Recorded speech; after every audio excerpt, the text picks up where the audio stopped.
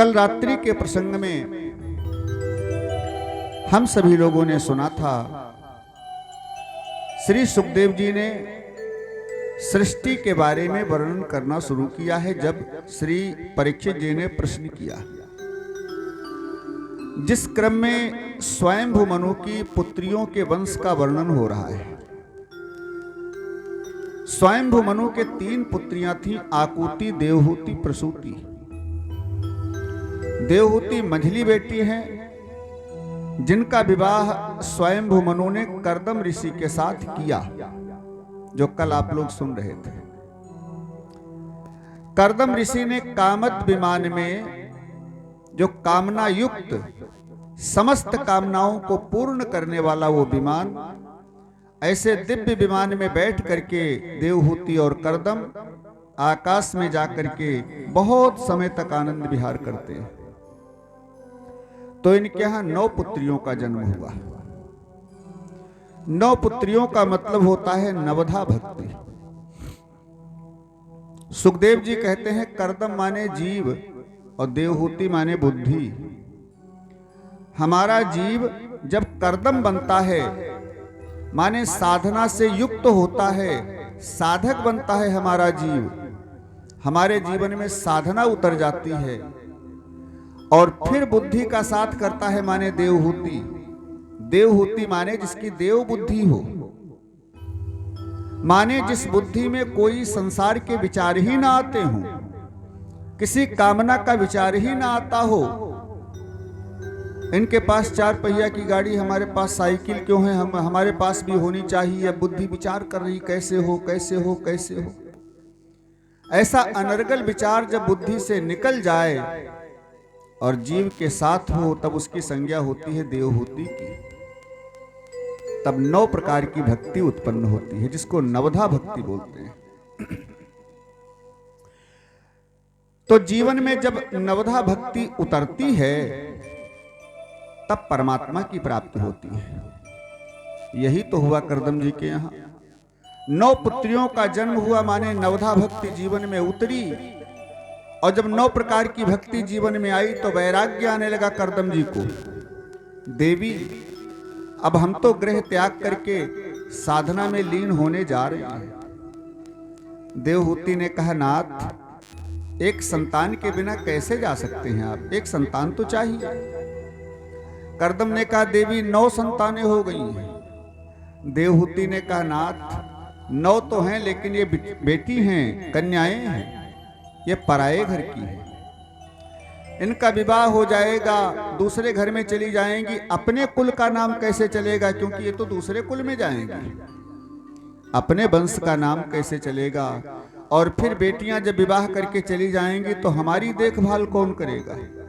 इसलिए एक संतान तो आवश्यक है नाथ। कर्दम को याद आया, भगवान ने वादा किया था, तुम विवाह करो, हम तुम्हारे पुत्र बन करके आएंगे। कल सुन रहे थे। और जैसे याद किया सो तुरंत कर्दम ने देवहूति के साथ पुनः बहुत समय तक आनंद विहार किया। तो अब की बार 10वीं संतान के रूप में भगवान कपिल का जन्म हुआ। एक बार जोर से जयकारा लगाएं, बोलिए कपिल भगवान की जय। कपिल भगवान का जन्म हुआ। कपिल भगवान के जन्म की बात जब ब्रह्मा जी ने सुनी तो ब्रह्मा जी अपने 9 पुत्रों के साथ, जो इनके मानस पुत्र हैं 9, वैसे नारद जी भी मानस पुत्र हैं, 10 मानस पुत्र थे, लेकिन नारद जी उस समय थे नहीं। ये एक जगह ठहरते नहीं हैं, हमेशा घूमा करते हैं। तो नारद जी थे नहीं, 9 बेटे थे। उन 9 ऋषियों को लेकर के ब्रह्मा जी कपिल भगवान का दर्शन करने आए। भाव से दर्शन किया, बड़ी सुंदर स्तुति करते हैं कपिल भगवान की। सुना है तारे हैं तुमने लाखों, सुना है तारे हैं तुमने लाखों, हमें भी तारो तो हम भी जाने। सुना है तारे हैं तुमने लाखों, हमें भी तारो तो हम भी जाने। सुना है तारे हैं तुमने।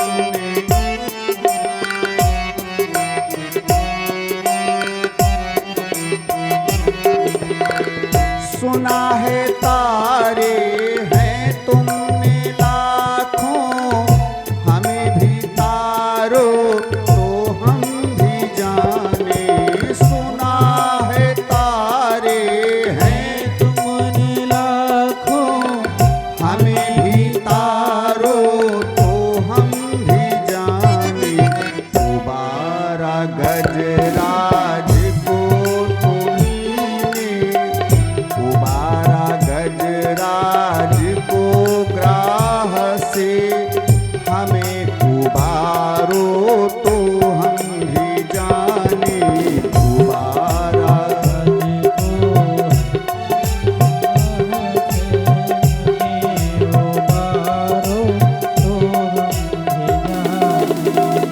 निशाचरों को संहारा तुमने, उतारा पृथ्वी का भार तुमने।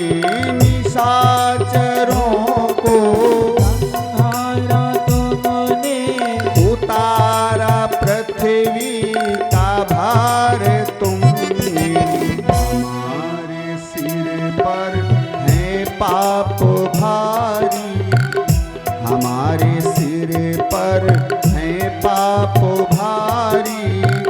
उसे उतारो तो हम भी जाने। सुना है तारे हमें भी तारो तो हम भी जाने। सुना है तारे हैं तुमने लाखों, हमें भी तारो तो हम भी जाने। परमात्मा बहुतों का उद्धार किया तुमने, मेरा भी कल्याण करें। भगवान कपिल की बड़ी सुंदर स्तुति करके कपिल भगवान का आशीर्वाद लेकर के मुस्कुरा कर देख रहे हैं ब्रह्मा जी की ओर, माने आशीर्वाद मिल गया। ब्रह्मा जी जब वापस चले अपने पुत्रों के साथ, कपिल ये कर्दम जी ने निवेदन किया, ब्रह्मा जी तुम्हारे साथ में तुम्हारे 9 बेटा हैं और हमारे घर में 9 बेटियां हैं। अगर विवाह का संयोग बन जाए तो ज्यादा बढ़िया रहेगा। हमारी बेटियों को स्वीकार करें बहू के रूप में। ब्रह्मा जी बड़ा प्रसन्न हो गए। सुबह से शीघ्रम, अरे परमात्मा की बहनों के साथ विवाह होगा, हमारी बहुएं बनेगी, आनंद आ जाएगा। और कर्दम जी की बेटियां कोई साधारण बेटियां नहीं हैं। हाँ, संसार में क्रांति फैला दी ऐसी 9 बेटियां हैं, सर्वगुण संपन्न और समस्त सद्गुणों से संपन्न। फिर कर्दम जी ने ब्रह्मा जी के 9 पुत्रों के साथ अपनी 9 बेटियों का अलग अलग विवाह किया। मरीचय कलाम प्रादाद अनुसूया मथात्रये, श्रद्धाम अंगिरसे छाया पुलस्त्याय हविर्भुवम। कला बेटी का विवाह मरीच ऋषि के साथ किया। अरुंधति का विवाह वशिष्ठ ऋषि के साथ किया, जो राम जी के कुलगुरु हैं। अनुसुईया मैया का विवाह अत्रि ऋषि के साथ किया, जिन अनुसुईया ने तीनों देवताओं को 6-6 महीने के बालक बना दिया। कोई साधारण पुत्रियां नहीं है कर्दम ऋषि की।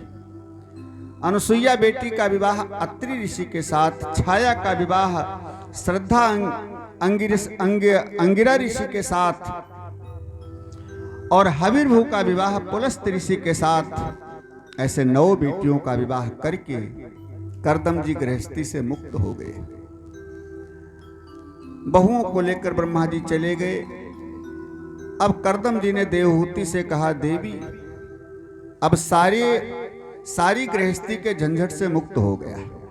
बेटा भी मिल गया तुमको और 9 बेटियों का विवाह भी कर दिया, वो भी भार मुक्त हो गए। अब वृद्धावस्था की सेवा करेगा बेटा, लेकिन मैं तो चला। वैराग्य धारण करके कर्दम ऋषि चले गए। कर्दम जी ने समस्त ब्राह्मण समुदाय को यह शिक्षा दिया है, वैसे तो पूरे संसार को यह शिक्षा दिया, चाहे जो जिस बिरादरी का हो, चाहे स्त्री हो चाहे पुरुष, सबको यह शिक्षा दिया है, विशेषकर ब्राह्मण को, कि जब बेटी बेटा हो जाएं, सारा भार बेटी बेटा के सिर पर आ जाए, विवाह वगैरह हो जाए, तो सारा भार उनके ऊपर डाल करके और तुम भगवत भजन में लग जाओ। फिर तुम्हारा गृहस्थी से जुड़ने का कोई अधिकार नहीं है। ऐसा सिद्ध किया, पूरे संसार को यह शिक्षा दिया। कर्दम जी ने आज वैराग्य धारण किया, वन में जाकर के भगवान का ध्यान करने लगे, भगवान को पाने का प्रयास करने लगे। इधर देवहूति मैया और कपिल भगवान बैठे हैं। कपिल भगवान 5 वर्ष के हुए। आज मैया देवहूति ने बड़ा श्रृंगार किया कपिल भगवान का, सुंदर सजाया, सिर में फूलों के गजरा गूथे, आंखों में काजल लगाया, बड़ा सुंदर श्रृंगार किया कपिल भगवान का। फिर पालने में बैठा दिया। माता देवहूति सामने हाथ जोड़ करके बैठ गई। कपिल भगवान ने कहा, मैया क्या कर रही हो ये? तुम तो हमारी माँ हो, हम तुम्हारे बेटा हैं। देवहूति ने कहा, बेटा मैं जानती हूं तुम कौन हो। मेरा बेटा कोई साधारण बेटा नहीं है, आप तो परमात्मा के अवतार हैं प्रभु। अबे माता पिता का रिश्ता दे करके बीच में पर्दा मत डालो। मेरे मन में कुछ भाव हैं, जो भाव व्यक्त कर रही हूं उनका उत्तर चाहिए। ये कपिल गीता के नाम से प्रसंग है। देवहूति कपिल संवाद बड़े भाव से भरा है। कपिल देवहूति संवाद आए, थोड़ा सुने सूक्ष्म भाव से।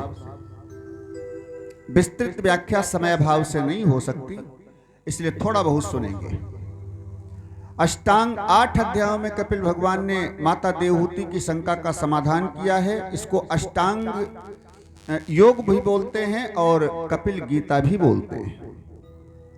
इसलिए माता देवहूति प्रार्थना करती है कपिल भगवान की, बेटा ताम त्वाम नताहम ताम त्वाम गताहम शरणम शरण्यम सौभृत्य संसार तरु कुठारम तम त्वाम नताहम।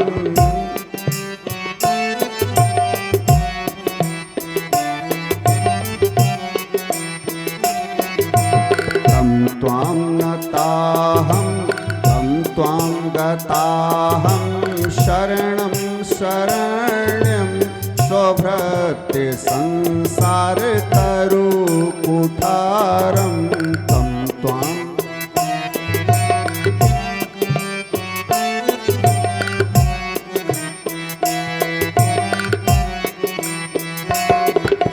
जिज्ञासयाहं जिज्ञासयाहं प्रकृतैः पुरुषस्य नमामि सद्धर्मो विदावरिष्ठं तं त्वां गताहं शरणं शरण्यं स्वभृत्य संसार तरु कुठारं तं त्वां।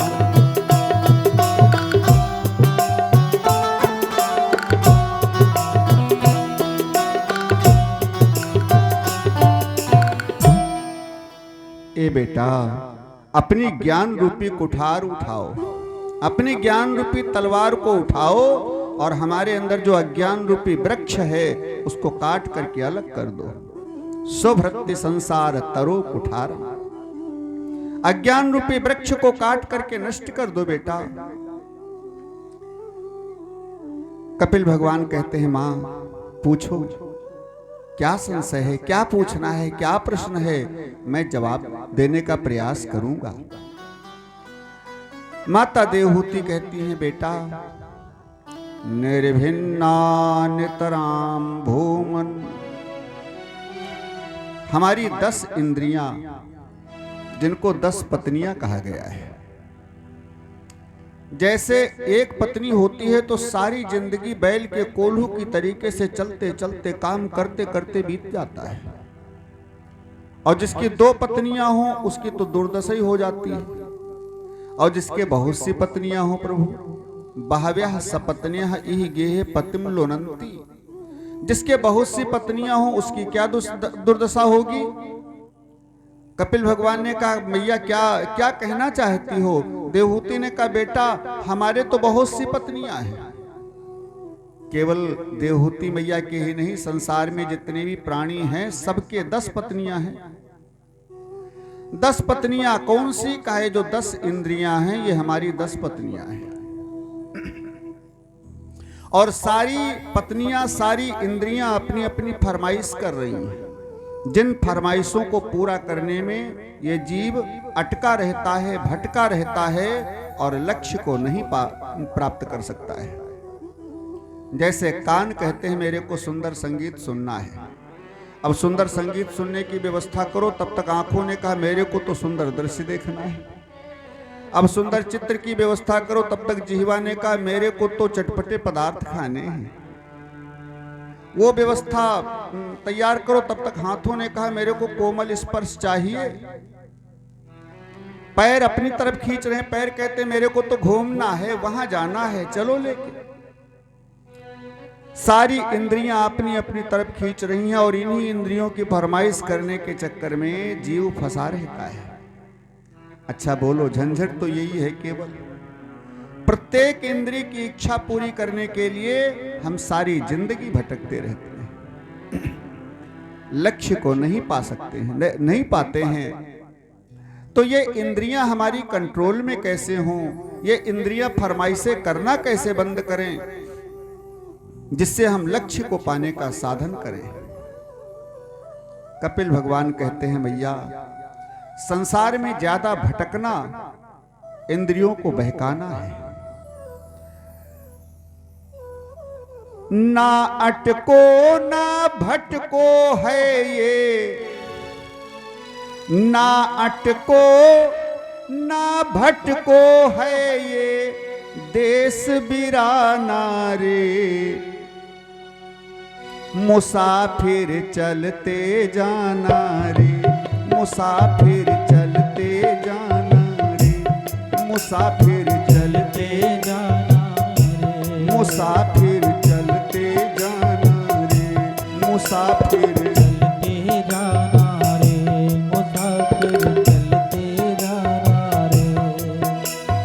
ना अटको ना भटको है ये, ना अटको ना भटको है ये देश बिराना रे, मुसाफिर चलते जाना रे, मुसाफिर चलते जाना रे, मुसाफिर चलते जाना रे, मुसाफिर चलते जाना। एक जगह अटकना यही भटकना है। जैसे हम मंदिर में पूजा करने के लिए जाते हैं, अब कपिल भगवान समझा रहे हैं, मां इंद्रियों को बहकाना, इंद्रियों को हम बहकाते रहते हैं एक जगह अटक करके, लेकिन इंद्रियों को कंट्रोल में करने का तरीका एक जगह अटको मत। जैसे पूजा पाठ को ही ले लीजिए, हम लोग मंदिर में पूजा करने के लिए जाते हैं, मूर्ति की पूजा करते हैं, और वही पूजा करते करते, वही क्रम करते करते सारी जिंदगी बिता देते हैं, उसी में अटके रहते हैं। लेकिन ये कक्षा 1 की पढ़ाई है, ये प्राइमरी की पढ़ाई है। देखिए, जब तक हम प्राइमरी की पढ़ाई नहीं पढ़ेंगे, छोटा से अनार बनाना का से कबूतर हम नहीं सीखेंगे, तब तक आगे की कक्षाओं में हमारा प्रवेश नहीं मिलेगा। इसलिए छोटा से अनार बनाना, का से कबूतर, ये सीखना पड़ेगा। मंदिर में भगवान की पूजा करने के लिए जाना पड़ेगा, ये प्रारंभिक विषय है, शुरुआत का विषय है। क्यों? मंदिर में जब जाओगे, भगवान की पूजा करोगे तो उनके स्वरूप का ज्ञान होगा, उनकी मूर्ति देखोगे तो उनके स्वरूप का ज्ञान होगा। और फिर वहीं पर अटके न रहो, इतना दर्शन कर लो भगवान के, इतना दर्शन कर लो भगवान के मंदिर में कि वो स्वरूप तुम्हारे अंदर छप जाए। जहां नेत्र बंद करो वहीं वो स्वरूप दिखाई पड़ने लगे, और फिर वही स्वरूप तुम्हें संत, भगत, ब्राह्मण सबके अंदर दिखाई पड़ने लगे। अब देखो, जो केवल मंदिर की पूजा में अटके रहते हैं वो है प्राकृत भगत, और जो संत, ब्राह्मण,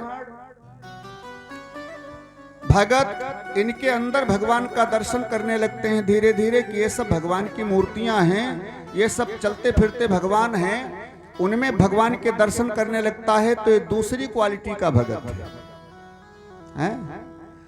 और जब तुम्हारा प्रत्येक प्राणी के अंदर भगवान का दर्शन होना शुरू हो जाए, सिया राम मैं सब जग जानी, और करहूं प्रणाम जोरी जुग पानी। सब में भगवान बैठे हैं ऐसा अनुभव हो जाए, और कुत्ता, बिल्ली, कीड़ा, पक्षी सब में तुमको भगवान का दर्शन होना शुरू हो जाए, सब में भगवान है ऐसा अनुभव होना शुरू हो जाए, तो ये उत्तम कोटि की भक्ति है। और जब इस श्रेणी में हम पहुंचते हैं तो हमारी सारी इंद्रियां केवल भगवान में लग जाती हैं, संसार से हट करके केवल भगवान में लग जाती हैं। फिर ये भटकती नहीं है। इंद्रियों को कंट्रोल करने का यही तरीका, कक्षाओं को बढ़ाते रहो। है? हम केवल मंदिर की पूजा में अटके रहे, मूर्ति की पूजा में अटके रहे, ये प्राइमरी की परीक्षा। और जब प्राणियों के अंदर भगवान का अनुभव होना शुरू हो जाए तो ये हाई स्कूल की परीक्षा समझ लो हमने पास कर लिया। और जब प्रत्येक जीव में, कीड़े मकोड़ों में सर्वत्र भगवान का अनुभव होना शुरू हो जाए तो ये एमए क्लास की परीक्षा, ये फाइनल कर लिया समझ लो, पीएचडी फाइनल कर लिया समझ लो। है? और जब उस कोटि में पहुंचोगे तो पूजा पाठ तो नहीं रह जाएगा, क्योंकि ये प्राइमरी की परीक्षा। फिर छोटा से अनार बनना काहे सीखोगे? जब एमए बीए पीएचडी कर लोगे तो छोटा से अनार क्यों सीखोगे? तो ये जो पढ़ाई है, ये भक्ति है, ये तुमको फीकी लगेगी। फिर तो पेड़ से फूल तोड़ना भी तुमको बुरा लगेगा कि पेड़ से फूल तोड़ेंगे, जान तो इसमें भी है, ईश्वर का अंश तो इसमें भी बैठा है। फूल हम तोड़ते हैं तो उसमें से पानी निकलता है, पानी माने जान है उसमें, ईश्वर बैठा हुआ है उसके अंदर भी। जब पेड़ पौधे सब में भगवान का अनुभव होना शुरू हो जाए, तुलसी की पत्ती तोड़ना भी तुम्हारे लिए बुरा लगने लगे, तो समझ लो कि पीएचडी की परीक्षा तुमने पास कर लिया है। और यहां तक की भक्ति में जब पहुंच जाएंगे हम, तो हमारी उत्तम भक्ति होगी, श्रेष्ठ भक्ति होगी। अब ये मत समझना कि जो भगवान की मूर्ति में ही अटके हैं, पूजा कर रहे हैं, वो भगत नहीं है। भगत हैं, लेकिन प्रारंभिक भगत हैं, प्राइमरी की परीक्षा प्राइमरी की कक्षा वाले। जैसे स्कूल में किसी बच्चे का आज एडमिशन हुआ, अभी वो नया नया आया है, अभी छोटा बड़ा भी नहीं जानता है, वो कुछ भी नहीं जानता, आज ही एडमिशन हुआ। और कोई प्रिंसिपल से पूछे, भैया तुम्हारे स्कूल में कितने विद्यार्थी हैं? 700 हैं। अब 700 में गिनती उसकी भी हो गई जिसने आज ही एडमिशन लिया है, गिनती उसकी भी है, जबकि वो छोटा बड़ा भी नहीं जानता। ऐसे जो 2 अगरबत्ती भगवान को घुमा करके लगा देता है भगवान के पास, भगत वो भी है, लेकिन वो प्राइमरी कक्षा का है, छोटा बड़ा सीख रहा है, ये है, लेकिन भगत वो भी है। लेकिन भागवत शिक्षा देती है केवल उसी में मत अटके रहो, आगे की कक्षाओं में बढ़ने का प्रयास करो। केवल मूर्ति में भगवान है, केवल यही भगवान है, ये भावना अपने दिल से हटा करके आगे बढ़ने का प्रयास करो। सारी पढ़ाई का से कबूतर ही होती है ऐसा मत सोचो। इसलिए भक्ति की क्वालिटी में आगे से आगे बढ़ते रहो, ना अटको, ना भटको, ना भटको और ना एक चीज में अटको। धीरे धीरे इंद्रियां कंट्रोल में होती हैं। फिर तो जब भक्ति की चरम पराकाष्ठा में भक्त पहुंचता है तो भगवान से निवेदन करता है, प्रभु अब तुमको मैं ढूंढने नहीं जा सकता, मैं ढूंढ नहीं सकता क्योंकि तुम हमारे अंदर छिपे हो। अब तुम खुद मेरे को मिलो, खुद मेरे को ढूंढो। कहाँ जाऊं ढूंढने, सर्वत्र तो आप हैं प्रभु, लेकिन दिख नहीं रहे। दिख जाओ कहीं से। घनश्याम तुमको ढूंढने हो, घनश्याम तुमको ढूंढने जाए कहाँ कहाँ। घनश्याम तुमको ढूंढने जाए कहाँ कहाँ।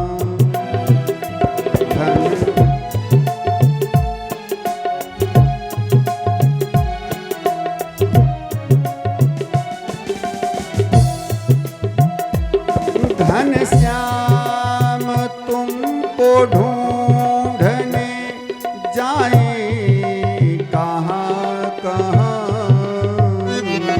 घनश्याम तुमको ढूंढने जाए कहाँ कहाँ। अपने बिरह की याद, अपने बिरह की याद बुझाए कहाँ कहाँ। अपने बिरह की याद बुझाए कहाँ कहाँ।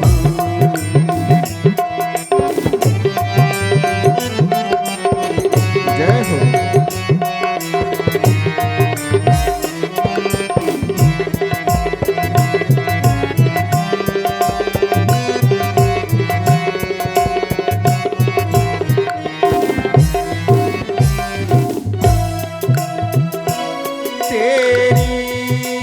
नजर में जुल्फों में मुस्कान मधुर में, तेरी नजर में जुल्फ में मुस्कान मधुर में।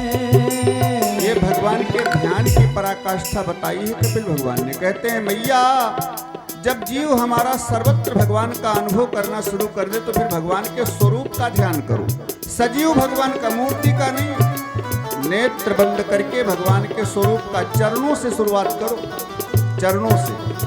भगवान के नाखून कितने सुंदर हैं, भगवान के घुटने कितने सुंदर हैं, भगवान का कटि प्रदेश कितना सुंदर है, भगवान का वक्ष कितना सुंदर है, भगवान की दाढ़ी, नासिका, फिर नेत्र, भगवान की मुस्कान कितनी मधुर है। और प्रत्यक्ष दिखाई पड़े जैसे अनार के दाने होते हैं, लाल लाल होंठ और उसके नीचे सफेद दंतावली। जब भगवान मुस्कुराते हैं तो लाल होंठ और सफेद दंतावली दोनों मिल करके कैसे बनते हैं, जैसे अनार का दाना, नीचे सफेद ऊपर से लाल। ऐसे भगवान की छवि का दर्शन हो तब क्या होता है, ये उत्तम भक्ति होती है। भगत कहता है, तेरी नजर में जुल्फों में मुस्कान मधुर में, तेरी नजर में जुल्फ मुस्कान उलझा है सर में दिल तो, उलझा है सर में दिल तो, छुड़ाए कहाँ कहाँ।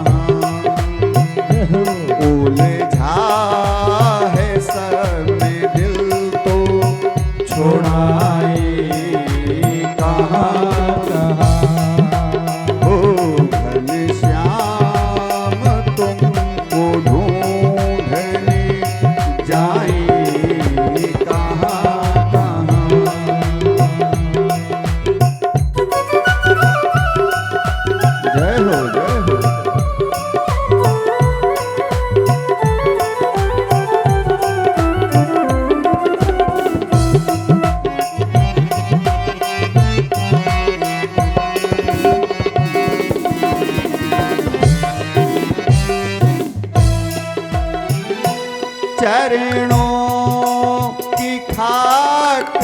सारी में खुद खाक बन गए।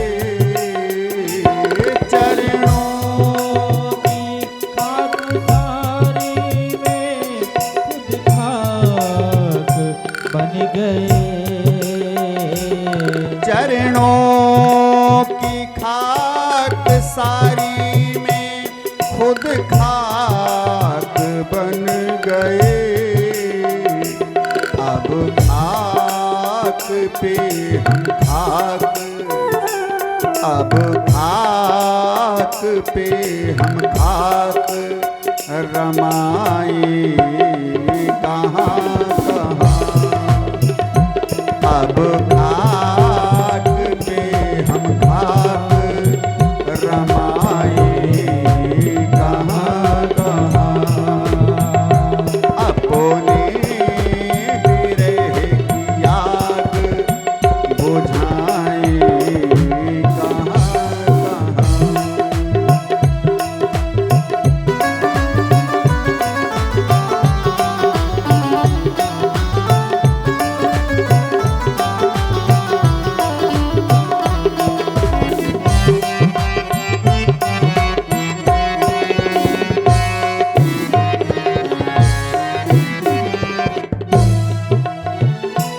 और भगत कह रहा है, प्रभु विभिन्न देवी देवताओं की पूजा करते करते थक गया, परेशान हो गया प्रभु। अब किस देवी की पूजा करूं, किस गणेश जी की पूजा करूं, कौन से वीर बाबा की पूजा करूं, कौन से इंद्र की पूजा करूं नाथ। कहां कहां अपनी मर्ज दिखाता फिरूं। डॉक्टर तो केवल आप ही हैं, इसलिए आप ही मेरे को संभालें नाथ। दुनिया भर में भटकता थक गया हूं, अब कहीं भटकना नहीं चाहता, केवल तुम्हारे चरणों से जुड़ा हूं नाथ, कल्याण करो। उनको तबीज दे करे खुद बन गए मरीज। उनको तबीज देकर खुद बन गए मरीज। उनको तबीज देकर खुद बन गए मरीज। ऐसे मरीज मर्ज, ऐसे मरीज मर्ज दिखाएं कहाँ कहाँ। ऐसे मरीज मर्ज दिखाएं कहाँ कहाँ। घनश्याम तुमको ढूंढने जाए कहाँ कहाँ। अपने दिखाए कहाँ कहाँ। अपने विरह की आग बुझाए कहाँ कहाँ। जब ऐसी छवि का ध्यान होना शुरू होता है परमात्मा की, तो कोई देवी देवता नहीं रह जाता है, किसी की पूजा फिर शेष नहीं रह जाती है, क्योंकि एक ही साधे सब सधे, सब साधे सब जाए। आगे कथा में सुनेंगे, भगवान कन्हैया ने इंद्र की पूजा बंद करवा के गोवर्धन की पूजा करवाई, इंद्र के अहंकार को नष्ट करने के लिए। यही नहीं, ब्रह्मा जी के मोह को 2 बार भंग किया भगवान ने, ब्रह्मा जी का निग्रह किया 2 बार। और यही नहीं, यमराज के भी अहंकार को अंकुशित किया भगवान ने, वरुण देवता के अहंकार को भी अंकुशित किया, और ये सिद्ध करके बताया तुम सब कुछ नहीं हो, तुम सब तो केवल अनुचर हो, हमारे सेवक हो, कार्यकर्ता हो, जिसको जो काम सौंपा गया है वो कर रहे हो, सब कुछ तो मैं हूं, मेरे सिवा कुछ भी नहीं है। ऐसा भगवान ने सिद्ध किया। और भागवत सुन करके भी अगर किसी देवी देवता में हमारा मन अटका रहे तो भागवत कहाँ हमने सुनी, फिर तो केवल ईश्वर है, केवल कृष्ण है, बाकी कुछ भी नहीं है दुनिया में। शिव और कृष्ण के सिवा कुछ भी नहीं है, ऐसा भाव हमारे हृदय में आ जाए, केवल भगवान सब कुछ है, जो भी मेरे पास है सब केवल भगवान को समर्पित करें, अगर ऐसा भाव हमारे मन में आ जाए, यही तो श्रेष्ठ भक्ति है माँ। फिर इंद्रियां हमारी भटकती नहीं है, भगवान से जुड़ जाती हैं। इसके बाद माता देवहूति ने और अनेक प्रश्न किए, बेटा जीव की गति कैसी होती है? तो कपिल भगवान ने कहा, मां जीव जब कर्म करते करते मर जाता है, दुनिया से चला जाता है, तो शरीर तो यहीं जल जाता है, लेकिन जो जीव होता है भटकता रहता है अपने कर्मों की गति के अनुसार जो इस जन्म में किया है। अब यहाँ एक बात समझेंगे, जो लोग कहते हैं महाराज जिंदगी में हमने कोई बुरे काम नहीं किए, हमने जिंदगी में बहुत पूजा पाठ किया है, बहुत भागवत कथा सुनी है, लेकिन हमको कष्ट ही कष्ट मिल रहे हैं, हमको कष्ट ही कष्ट मिल रहे हैं। क्यों कष्ट मिल रहे हैं? वो लोग इस बात को विशेष रूप से समझेंगे जो आगे आ रही है बात। भगवान कहते हैं, मां जीव अपने कर्म के अनुसार जिस योनि में जाना होता है, उस योनि में जाने के लिए किसी चावल के दाने में या दाल के दाने में, माने किसी अन्न के दाने में उस जीव को प्रवेश दिया ब्रह्मा जी ने, और वो अन्न का दाना पिताजी ने खाया। पिताजी ने माता से संयोग किया तो उस दाने के द्वारा हो करके पिताजी के अंश से मां के गर्भ में पहुंच गया जीव, है मां के गर्भ में जीव पहुंच गया। अब उसके शरीर का निर्माण होना शुरू हुआ मां के गर्भ में। अच्छा एक बात यहां समझें, जो इस जन्म में कर्म हम कर रहे हैं, इसी जन्म के कर्म सब इकट्ठा होकर के जीव के अंदर फिर पिताजी के द्वारा मां के गर्भ में प्रवेश करेंगे। तो इस जन्म के कर्म जो हमारे हैं, उन कर्मों के द्वारा जिस शरीर का निर्माण हुआ है, उस शरीर के द्वारा इन्हीं कर्मों को भोगेंगे जो इस जन्म में हम कर रहे हैं। आगे जन्म पा करके जो हम कर्म करेंगे, उन कर्मों का फल आगे जन्म में पाएंगे। अब इस जन्म में जो हम दुख भोग रहे हैं या सुख भोग रहे हैं, ये पिछले जन्मों का फल है। माने जो खिचड़ी बन चुकी है वही तो खाओगे।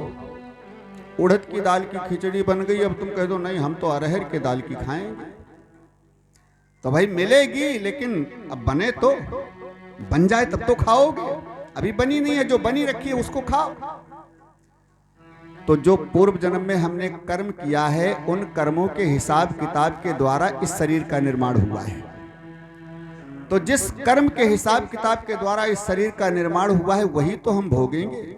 इस जन्म में जो कुछ भी हम भोग रहे हैं, ये पूर्व जन्म के कर्मों का फल है। इसलिए अच्छे काम छोड़ना नहीं चाहिए। जो अच्छे काम हम कर रहे हैं, इसका फल तो आगे जन्म में हम पाएंगे, निश्चित पाएंगे, लेकिन पूर्व जन्म के कर्मों को भोग तो लें, वो तो भोगना पड़ेगा। तो जीव का माताजी के अंश के द्वारा गर्भ के अंदर, पिताजी के अंश के द्वारा माताजी के गर्भ में जब जीव का प्रवेश हुआ, उसके शरीर का निर्माण होना शुरू हुआ है। अब कपिल भगवान कहते हैं, मैया कललम एक रात्रि तू, पहले दिन अंश जाकर के गर्भ में वो कलल के आकार का, माने तरल पदार्थ के आकार का बनता है, तरल पदार्थ पानी के जैसा है। और फिर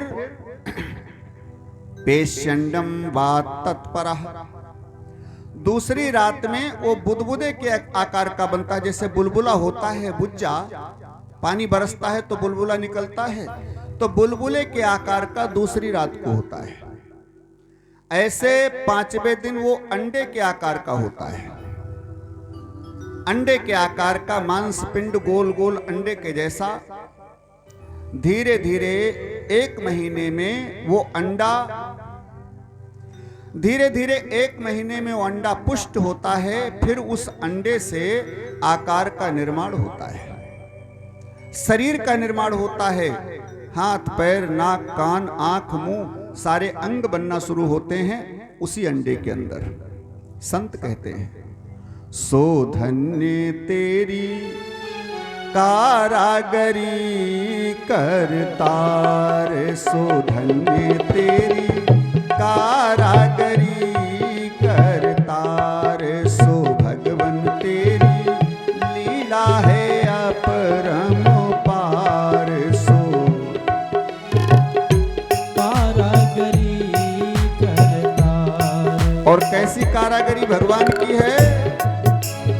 पहला महीना शुरू हुआ तब नरम त्वचा ढल जाती है, पहला महीना शुरू हुआ तब नरम त्वचा ढल जाती। मांस पिंड पहले महीने में तैयार होता है, पहला महीना शुरू हुआ तब नरम त्वचा ढल जाती है, पहला महीना शुरू हुआ तब नरम त्वचा ढल जाती है।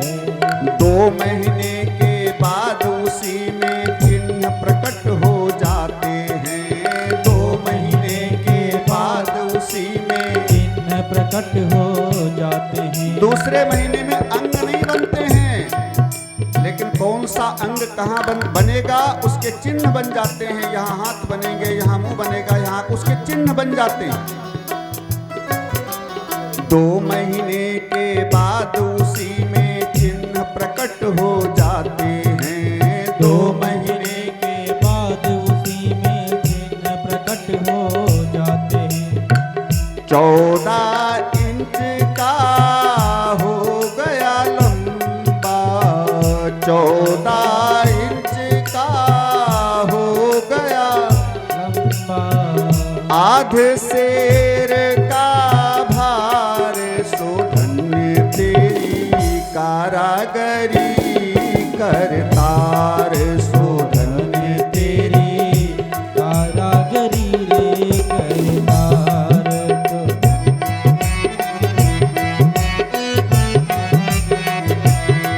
सो धन्य तेरी कारागरी। अब देखें कैसे शरीर का निर्माण हुआ।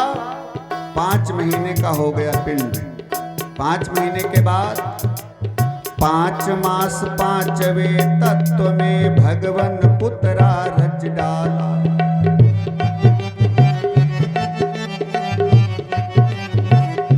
5 महीने में सारा शरीर बनकर तैयार हो गया।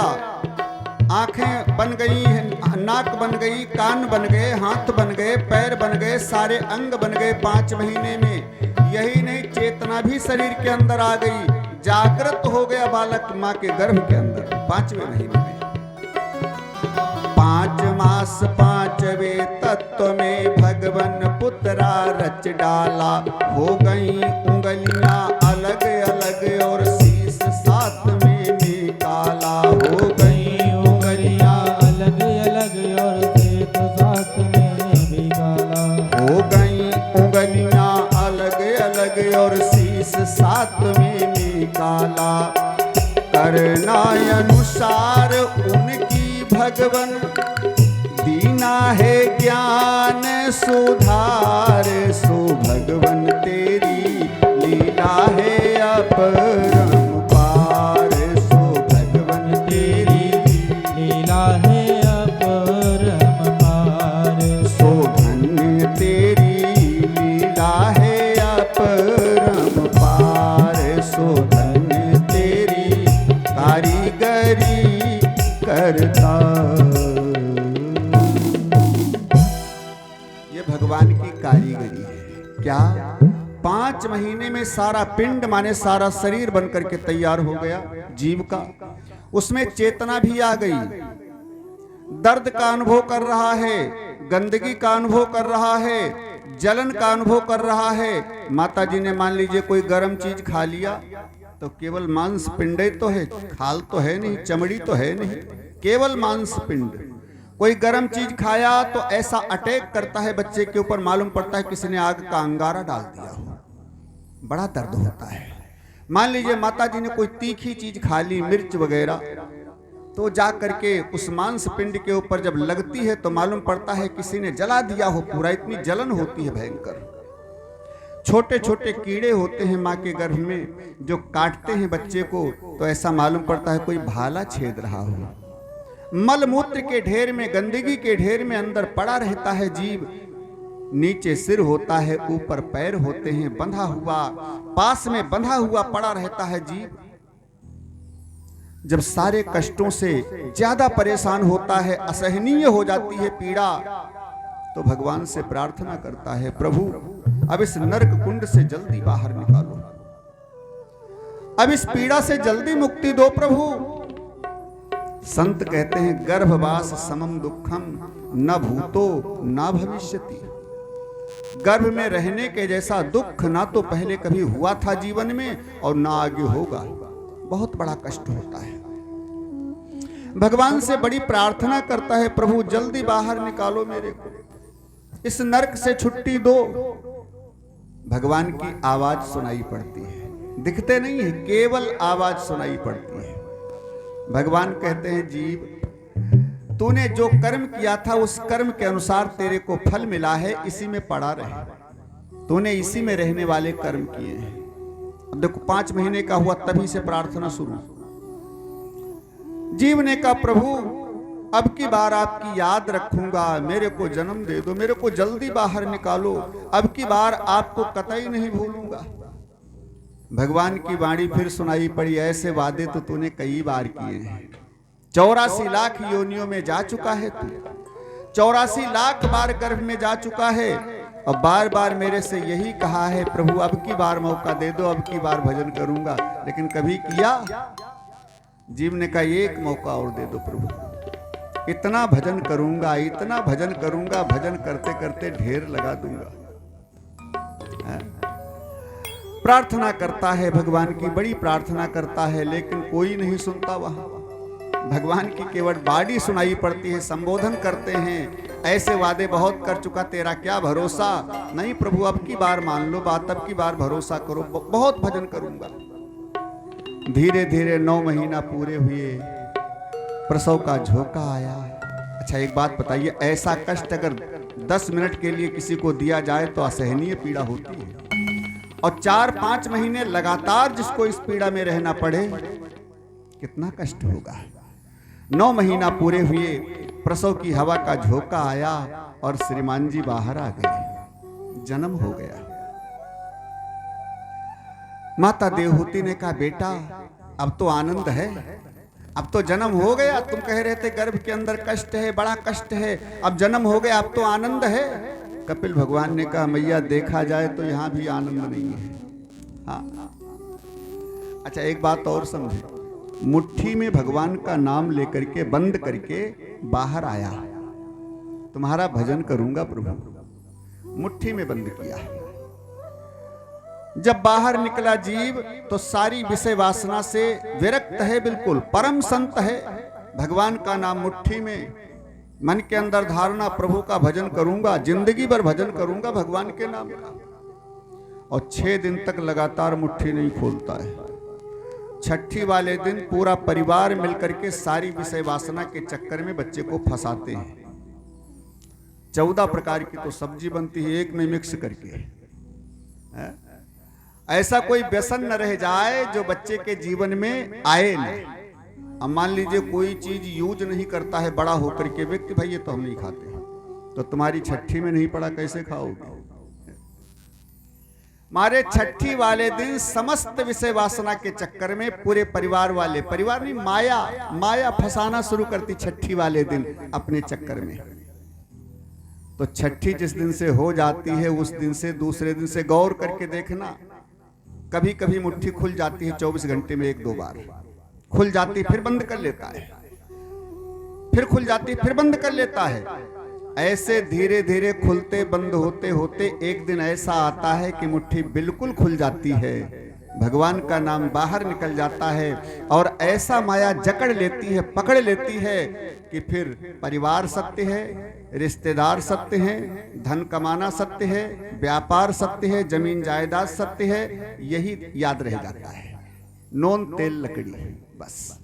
और इसी में जीव भरमता भरमता दुनिया से चला जाता है। कपिल भगवान कहते हैं, मां देखा जाए तो जन्म लेने के बाद भी यहां आनंद नहीं है, कष्ट ही कष्ट है। जैसे मान लीजिए बेटा भूख के मारे रो रहा है, माता जी ने सवेरे से दूध नहीं पिलाया, 4 घंटे हो गए। अब बालक भूख के मारे रो रहा है, लेकिन माता जी समझती हैं कि बच्चे ने ज्यादा दूध पी लिया था सवेरे सवेरे, सो इसके अपच हो गई है। सो माता जी दवाई खिलाती है उसको। अब नहीं खाता है तो जबरदस्ती पिलाती है। अब लड़का भूख के मारे रो रहा है और पेट की बदहजमी दूर करने की दवाई खिला रही है। अब बोल तो सकता नहीं जो कह दे हमारे भूख लगी है। और कभी कभी ऐसा होता है कि बच्चा अपच के कारण पेट में दर्द हो रही इसलिए रो रहा है, माता समझती है सवेरे से दूध नहीं पिया, बहुत भूखा है मेरा लाल, गोद में लेकर दूध पिलाती है। नहीं पीता है तो जबरदस्ती पिलाती है, पियो, जबरदस्ती पिलाती है। कभी कभी माता किसी काम में उलझी होती है और बालक को चारपाई पर लिटा देती है। चारपाई में सब खटमल भरे, खटमल नीचे से काट रहे हैं, मच्छर ऊपर से काट रहा है, पैर पटक करके रो रहा है बालक। माता काम कर रही, बेटा रुक जा थोड़ी देर, अभी आती हूँ, अभी आती हूँ, रो मत, अभी आ रही हूँ, काम कर रही हूँ थोड़ा।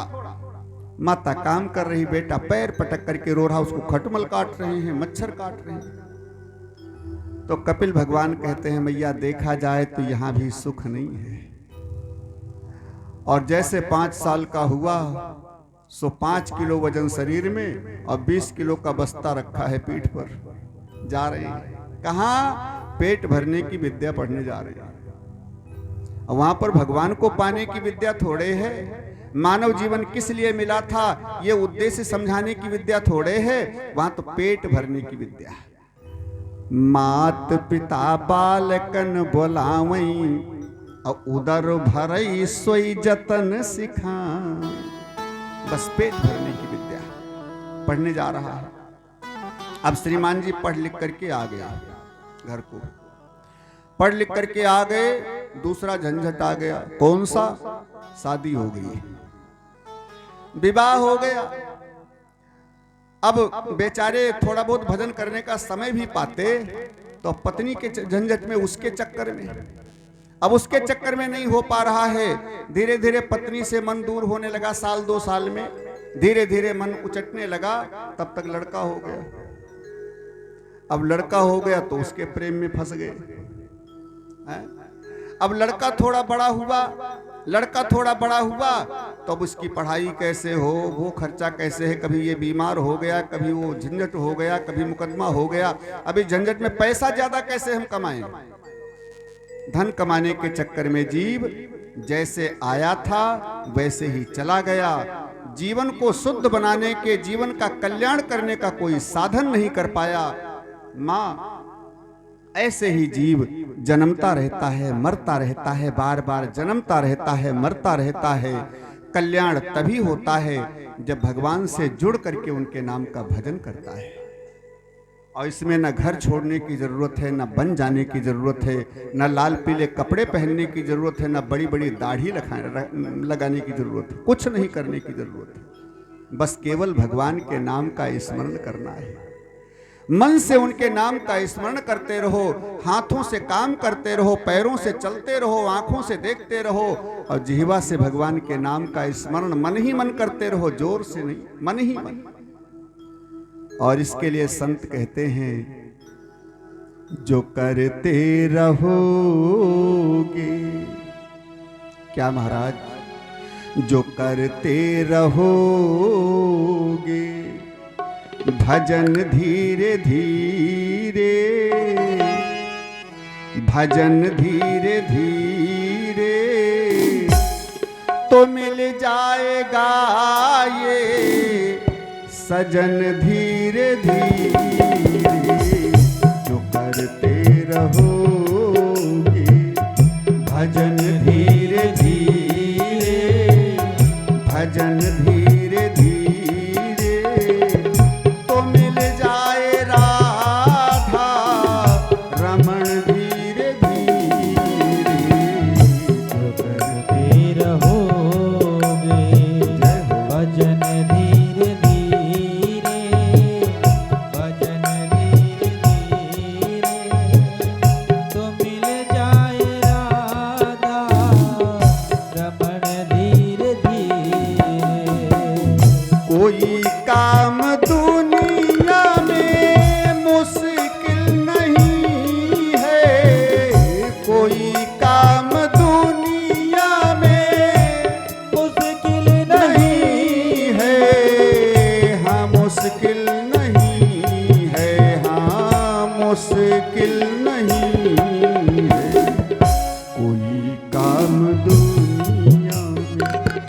मुश्किल नहीं है, ये मुश्किल नहीं है, जो करते रहोगे यतन धीरे धीरे, जो करते रहोगे यतन धीरे धीरे, जो करते रहोगे भजन धीरे धीरे,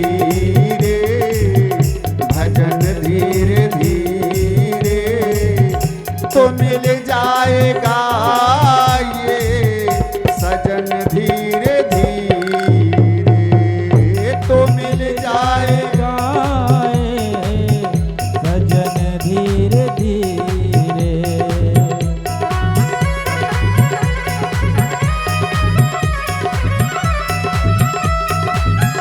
जय हो।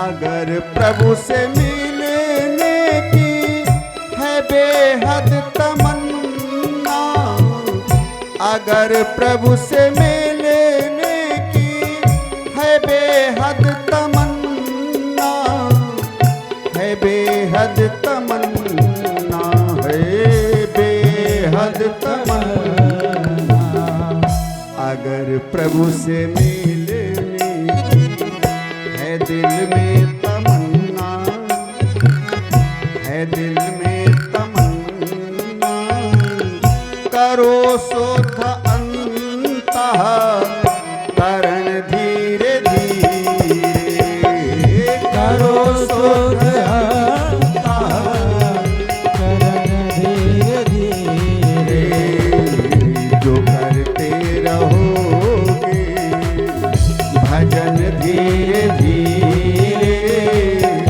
भजन धीरे धीरे, तो मिल जाएगा ये रतन धीरे धीरे, तो मिल जाएगा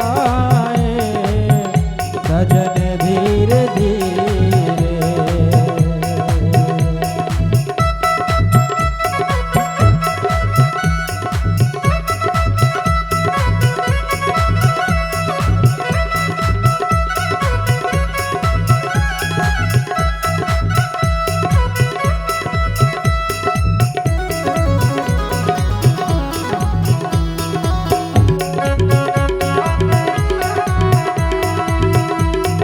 हरि बोल।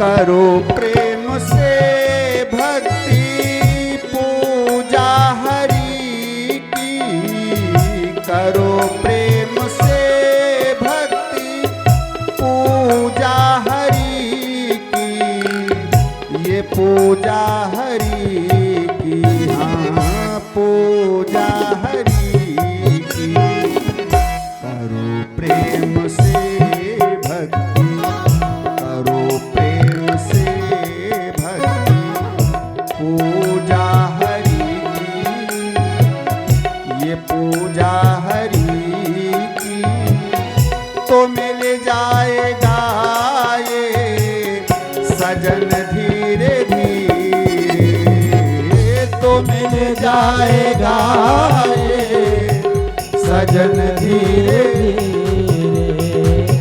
जो करते रहोगे भजन धीरे धीरे, भजन धीरे धीरे, तो मिल जाए राधा रमण धीरे धीरे, तो मिल जाए राधा रमण धीरे धीरे,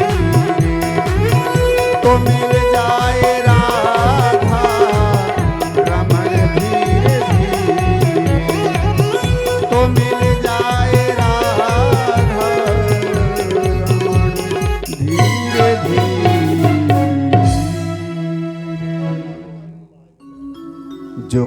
करते रहोगे भजन धीरे धीरे।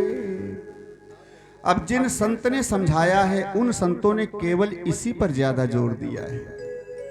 कपिल भगवान कहते हैं, मां जैसे आया जीव वैसे चला गया। कल्याण कब होगा? जब भगवान के नाम के भजन से जुड़ेगा। ज्यादा से ज्यादा भजन करो, न घर छोड़ो न बन जाओ, न साधु बनो न गृहस्थी को छोड़ो, इसी में रहो। न घर छोड़ो न बन जाओ, भजन कर जिंदगानी में, कर्म कर जिंदगानी में। रहो संसार में ऐसे कमल रहता ज्यों पानी में। संसार में लिप्त होकर के रहो, लेकिन संसार के विषय रूपी जल को अपने ऊपर टिकने मत दो। जैसे कमल पानी में रहता है, ना तो कमल के पत्ते पर ना कमल के ऊपर एक बूंद पानी नहीं टिकता। जैसे बूंद पानी का गिरा तुरंत फिसल कर बाहर, ऐसे कमल की तरीके से रहो विषय रूपी जल में। विषय के जल को अपने ऊपर, अपने मन के ऊपर टिकने मत दो। जब ये टिकता है तो हमारी इंद्रियों को, हमारे मन को दूषित कर देता है। इसलिए रहो संसार में, रहो विषय वासना में, काम सब करते रहो, लेकिन भगवान के नाम का मन से स्मरण करते रहो, हमेशा भजन करते रहो। यही सार है माता, बाकी सब बेकार है। अब माता देवहूति ने प्रश्न किया है, बेटा भगवान की भक्ति और ज्ञान दोनों में अंतर क्या होता है? भगवान की जय। बोलिए सद्गुरुदेव भगवान की जय। तो माता देवहूति ने पूछा, बेटा ज्ञान क्या है, भक्ति क्या है? ज्ञान और भक्ति दोनों में श्रेष्ठ कौन है? तो कपिल भगवान कहते हैं, मैया ज्ञान है बंदर के बच्चे के समान और भक्ति है बिल्ली के बच्चे के समान। ज्ञान भक्ति से निकृष्ट होता है, ज्ञान से ज्यादा श्रेष्ठ होती है भक्ति। जैसे बंदर का बच्चा अपने बच्चे से कैसा मोह करता है, कैसा प्रेम करता है। बंदरिया का बच्चा होता है, जो बंदरिया का बच्चा उसके पेट से चिपका रहता है, अपने हाथों से बंदरिया के पेट को पकड़ करके चिपका रहता है। अब उसमें बंदरिया का कोई अवलंब नहीं है, सहारा नहीं है, उसने नहीं पकड़ा है बच्चे को, बच्चे ने स्वयं पकड़ा है अपनी माँ के पेट को और चिपका हुआ है। और बंदरिया इस पेड़ से उस पेड़ पर छलांग लगावे, बच्चे का हाथ छूट जाए, नीचे गिर जाए, मर जाए, तो इसमें बंदरिया का कोई दोष नहीं है, माँ का कोई दोष नहीं, क्योंकि माँ थोड़े पकड़े थे, पकड़े तो बच्चा स्वयं था। तो जो ज्ञान होता है ये बंदर के बच्चे के समान होता है, माने इसमें स्वयं का बल होता है। हम ये कर्म करके, वो नियम करके, वो साफ सफाई करके, ऐसी साधना करके हम भवसागर से पार हो जाएंगे, लक्ष्य को पा लेंगे। उसमें अपना बल होता है ज्ञान में, जिसमें अहंकार आने का खतरा होता है, माने पतन होने का खतरा होता है। कहीं जरा सा चूक गए तो इतना नीचे गिरोगे। कहते हैं ज्ञानी का पतन हो जाए तो संभलता नहीं है, और भगत का पतन हो जाए तो संभल जाता है, लेकिन ज्ञानी का पतन हो जाए तो संभलता नहीं है। उसको स्वयं का अवलंब होता है, और जहां स्वयं का अवलंब थोड़ा सा छूटा, कहते हैं सावधानी हटी दुर्घटना घटी। हाँ, जरा सी असावधानी हुई कि काम खत्म, नीचे गिरे। और मैया भक्ति होती है बिल्ली के बच्चे के समान। जैसे बिल्ली बच्चे को जन्म देती है और जन्म दे करके फिर यहां से वहां तक ले जाती है दूसरे स्थान पर, और जब दूसरे स्थान पर ले जाती है तो बिल्ली अपने बच्चे के गला को अपने दांतों से पकड़ती है, मुंह से दाब करके ले जाती है। जिन दांतों से चूहा तक चबा जाती है बिल्ली, उन्हीं दांतों से अपने बच्चे के गला को पकड़ती है, लेकिन खरोच तक नहीं आती है बच्चे को, क्योंकि माँ की ममता होती है, माँ का प्रेम होता है।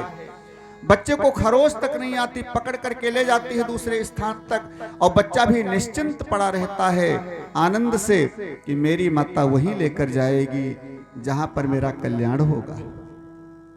इसलिए मेरी माता मेरे को ऐसे स्थान पर नहीं ले जाएंगे जहां पर मेरा अनिष्ट हो। सो बिल्ली का बच्चा सावधान रहता। अब यहां सुखदेव कपिल भगवान कहते हैं, सुखदेव जी परीक्षित जी से कह रहे हैं, कपिल कहते हैं मैया भक्ति बिल्ली के बच्चे के समान, जिसमें बच्चे का कोई अवलंबन नहीं, बच्चे का कोई सहारा नहीं, बिल्ली स्वयं अपने मुंह से पकड़ती है, इसलिए बच्चा छूटने भी नहीं पाता है।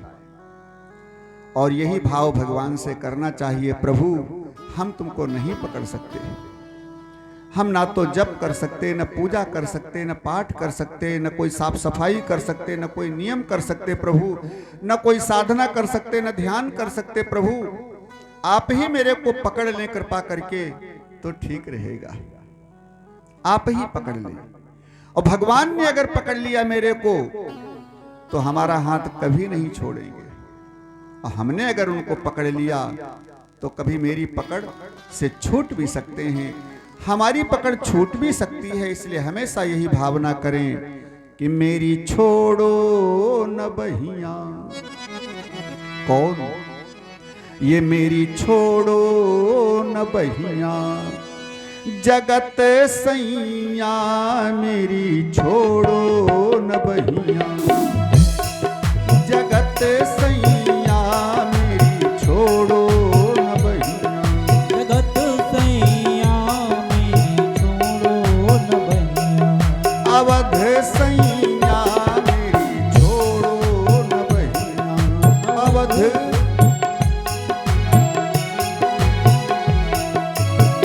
छोड़ो ना बहिया मोरी, छोड़ो ना बहिया, छोड़ो ना बहिया मोरी, छोड़ो ना बहिया मोरी, छोड़ो ना बहिया मोरी, छोड़ो ना बहिया, अवध सैया मेरी छोड़ो ना बहिया, सिया के सैया मेरी छोड़ो ना बहिया, के सैया मेरी छोड़ो न बहिया। और भगत अपनी दीनता का कह रहा है, प्रभु तुम सब जानते हो,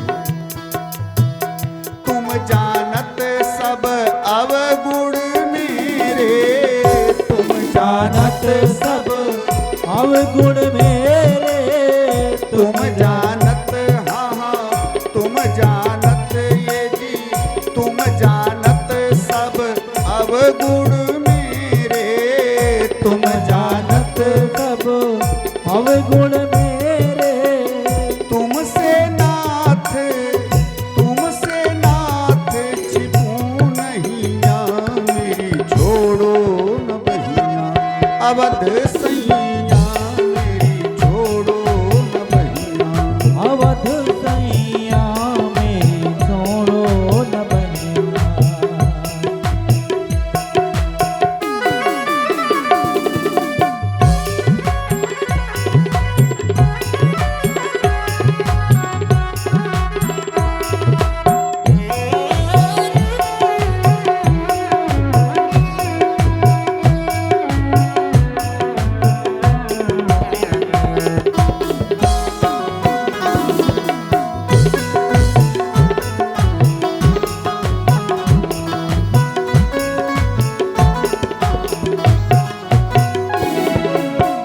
भव सागर में बही जात है, भव सागर में बही जात है, भव सागर में बही जात है, भव सागर में बही जात है, अब तो नाथ, अब तो नाथ कहो बहिया मेरी छोड़ो न बहिया, अवध सैया मेरी छोड़ो न बहिया, जगत सैया मेरी छोड़ो न